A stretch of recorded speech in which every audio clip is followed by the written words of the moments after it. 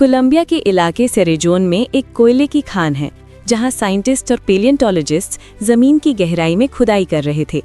ये खान असल में 6 करोड़ साल पुराने ट्रॉपिकल रेन फॉरेस्ट की वजह से बनी थी। इसीलिए यहाँ पुराने पौधों और जानवरों के फॉसिल्स मिलते रहते हैं। खुदाई के दौरान एक्सपर्ट्स को चट्टानों के बीच एक अजीब सी हड्डी मिली। कोई उसे क्रोकोडाइल की हड्डी कह रहा था, कोई कछुए थी और कोई पुराने दरख्त का तना।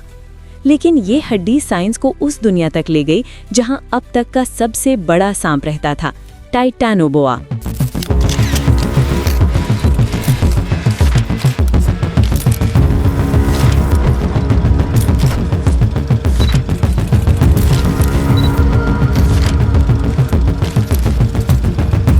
ये कोई आम सांप नहीं था।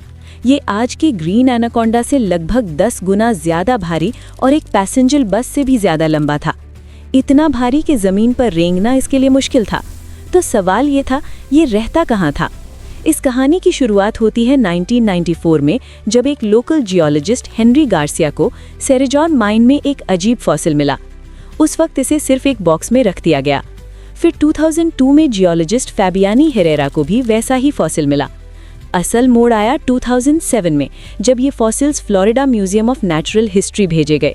वहां पता चला कि ये ना दरख्त है और ना क्रोकोडाइल की हड्डी। जब इसे एनाकोंडा और पाइथन की हड्डियों से कंपेयर किया गया तो हैरानी हो गई। ये हड्डी एनाकोंडा से 3 गुना बड़ी थी। साइंटिस्ट्स ने मैथमेटिकल मॉडल्स की मदद से अंदाजा लगाया और सामने आया एक शॉकिंग सच। टाइटानोबोआ की लंबाई 42 से 50 फीट तक थी। सिर्फ लंबाई ही नहीं, उसकी मोटाई एक मोटे आदमी की कमर जितनी और वजन लगभग 1200 केजी यानी 1.2 टन था। ये आज के किसी भी जमीनी सांप के लिए नामुमकिन है। अब सवाल ये था, टाइटानोबोआ इतना बड़ा क्यों था? इसका जवाब है मौसम।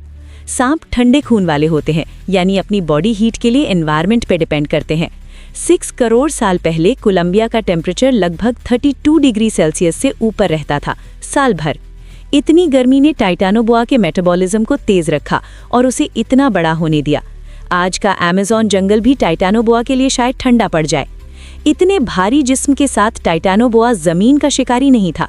रिसर्च के मुताबिक ये ज्यादातर पानी में रहता था, जहां पानी उसके वजन को संभाल लेता था। ये एक एम्बुश प्रेडेटर था, घात लगाकर शिकार करने वाला। घंटों तक पानी में बिल्कुल शांत रहता और जैसे ही कोई जानवर पानी पीने आता, बिजली की तेजी से हमला करता। साइंटिस्ट्स के मुताबिक जब टाइटानोबोआ शिकार को जकड़ता था तो लगभग 400 psi से ज्यादा प्रेशर डालता था, जैसे 2 अफ्रीकन हाथी सीने पर खड़े हो जाएं। उसका पसंदीदा शिकार था बड़े कछुए और पुराने जमाने के जायंट क्रोकोडाइल्स। उस वक्त 8 फीट तक के कछुए भी मौजूद थे। 2011 में सेरेजोन माइन से टाइटानोबोआ की खोपड़ी भी मिली। इससे कंफर्म हुआ कि उसका जबड़ा एनाकोंडा की तरह खुल सकता था और वो अपने सर से 3 गुना बड़ी चीज निगल सकता था।